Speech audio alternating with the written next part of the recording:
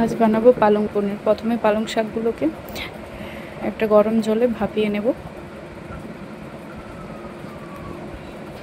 এটা যতক্ষণ সিদ্ধ হবে ততক্ষণ পনিরগুলো ভেজে গরম জলে দিয়ে দিলাম যাতে নরম থাকে। তারপরে আমি ছোট ছোট টুকরো করে নেব। এরপরে এর মধ্যে দিয়েছি কাজু বাদাম, আদা, গোটা জিরা, কিছু গোটা গরম মশলা আর তার সঙ্গে টমেটো দিয়ে হালকা ভেজে নিয়ে মিক্সিতে দিয়ে একটা পেস্ট বানিয়ে প্রথমে তেলে গোটা গরম মশলা মানে লবঙ্গ আর দারুচিনি, এলাচ এইগুলো, তারপরে গোটা জিরা, তারপরে কিছু কাঁচা লঙ্কা আর তার সঙ্গে কাজু টমেটো একটা পেস্ট বানিয়ে নেব।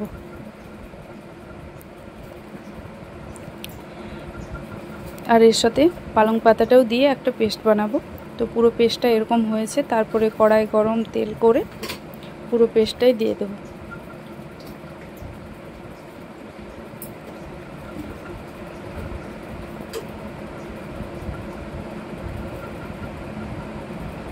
দিয়ে পেস্টটা ভাজা ভাজা দিয়ে মিক্সি ধোয়া জলটা ওতে দিয়ে দেবো।